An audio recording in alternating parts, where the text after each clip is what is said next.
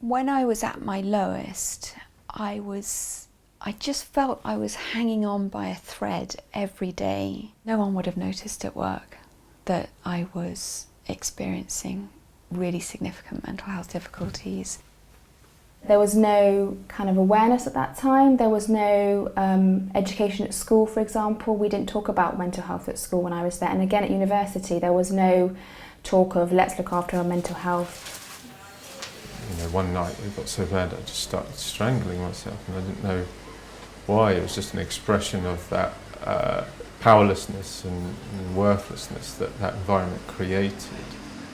There was no talk to find out why I might have been suffering from depression. It was just, oh, let's give you medication. The medication I had made me feel a lot worse. I once had a CEO say to me, I don't think that any of our managers should ask the employees about how they're feeling, because we might open up a can of worms that we're not qualified to sort out. There was always an element of fear amongst staff. I worked in a very high-pressured, sort of target-driven environment where that was above employees' mental health and well-being. There wasn't a culture of looking after staff well-being. It was more about get the job done, hit the targets, and that's all that mattered. I was so used to that frantic terror of being shouted at if I hadn't finished by the end of the day. One of my kitchen managers had a seizure, you know, he was just so horrifically overworked.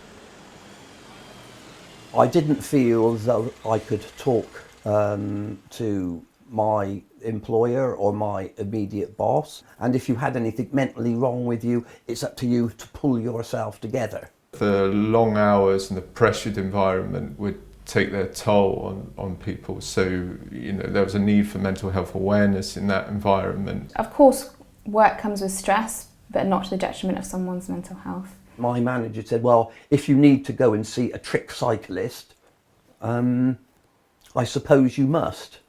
Our school system sets you up for exams. It says, if you're really stressed, well, that's how it's got to be. You've got to push and push and push, and if you don't get through your exam, then your future is in peril.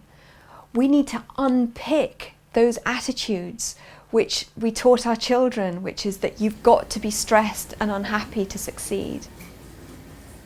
There are still times when I have bouts of depression, but I have found ways of being able to cope. I think what my therapy taught me was self-awareness, and that's made a big difference. You need to learn a way to be in the workplace that works for your own wiring. It was a combination of factors that helped me during those dark times, you know, writing and guitar and going to gigs and stuff. I think I needed someone to give me permission to prioritise myself first so that I could do my work really well.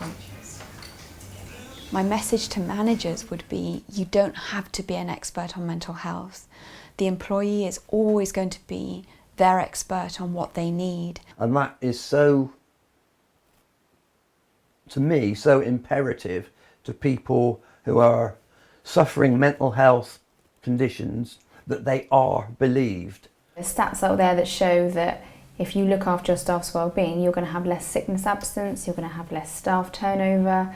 I think there's a myth to think if you push someone harder, they're going to perform harder, when actually if you take a step back, you can really get a productive workforce.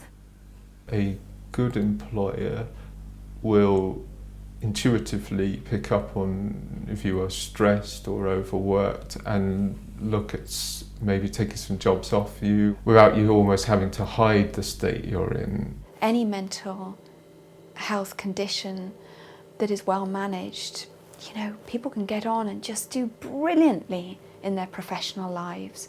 Often people with mental health conditions can bring exquisitely high levels of professionalism to their work. They really can. So hopefully soon we'll have a new understanding of what that looks like.